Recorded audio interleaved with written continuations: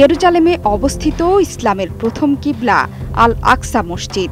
এই আল আকসা কম্পাউন্ডে স্থিতাবস্থা ভেঙে ইহুদিদের প্রার্থনার অনুমতি দেওয়া হয়েছে বলে খবর দিয়েছে রয়টার্স।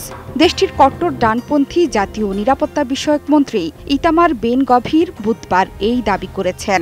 এর মধ্য দিয়ে মূলত জেরুজালেম নিয়ে কয়েক দশকের স্থিতাবস্থা ভেঙে দিতে যাচ্ছে দেশটি। ইসরায়েলি সংবাদ মাধ্যম টাইমস অফ ইসরায়েলের প্রতিবেদন অনুসারে বিগত কয়েক দশক ধরেই জেরুজালেমের টেম্পল মাউন্টে ইহুদিদের প্রার্থনা করা নিষেধ, কিন্তু এবার সেই স্থিতাবস্থা ভাঙতে যাচ্ছে। দেশটির কট্টর ডানপন্থী জাতীয় নিরাপত্তা বিষয়ক মন্ত্রী ইতামার বেন গভির বলেছেন, তিনি টেম্পল মাউন্টে প্রার্থনা করেছেন এবং ইহুদিদেরও এখানে প্রার্থনা করার অনুমতি দেওয়া হয়েছে। বেন গভির ইসরায়েলের সেই উগ্র ডানপন্থী গোষ্ঠীর একজন যারা বিশ্বাস করেন যে ইসরায়েল একটি ইহুদি জাতীয়তাবাদী জায়োনিস্ট রাষ্ট্র। ইসরায়েলের পাশাপাশি একটি স্বাধীন ফিলিস্তিন রাষ্ট্র প্রতিষ্ঠার তারা ঘোর বিরোধী।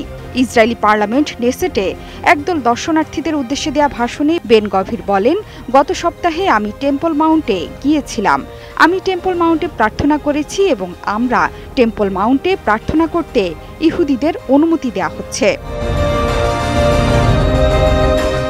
বর্তমান স্থিতাবস্থা অনুসারে এই পবিত্র স্থানের কর্তৃপক্ষ মুসলিমদের বেশ কয়েকটি শর্ত সাপেক্ষে নিয়মিত নামাজের অনুমতি দেয়। তবে ইহুদি সহ অন্যান্য অমুসলিমরা কেবল নির্দিষ্ট দিনে নির্দিষ্ট সময়ের জন্য এই স্থানে প্রবেশ করতে পারেন।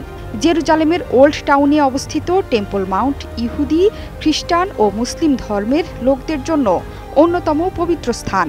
এই স্থানেই অবস্থিত আল আকসা মসজিদ মুসলিম ধর্মের প্রথম কিবলা। তবে বর্তমানে কাবা শরীফ ও মসজিদে নববীর পর এই আল আকসা মসজিদ মুসলিমদের কাছে তৃতীয় পবিত্র স্থান। কয়েক দশকের পুরনো স্থিতাবস্থা ভেঙে টেম্পল মাউন্টের ওপর সরকারি তত্ত্বাবধায়ক এবং স্থানীয় মুসলিম কর্তৃপক্ষ ইসরায়েলি ইহুদিদের সাইটটি দেখার অনুমতি দেয়, কিন্তু সেখানে প্রার্থনা করার অনুমতি দেয় না। এদিকে ইহুদিদের জন্য আল আকসা মসজিদ সবসময় খোলা থাকা ও প্রার্থনার অনুমতির কথা বলার পর ইসরায়েলের প্রধানমন্ত্রী বেনিয়ামিন নেতানিয়াহু বুধবার বলেন, জেরুজালেমের পবিত্র স্থান সম্পর্কিত নীতিতে কোনো পরিবর্তন হয়নি। জোহরা চৌধুরী সেতু, ৭১।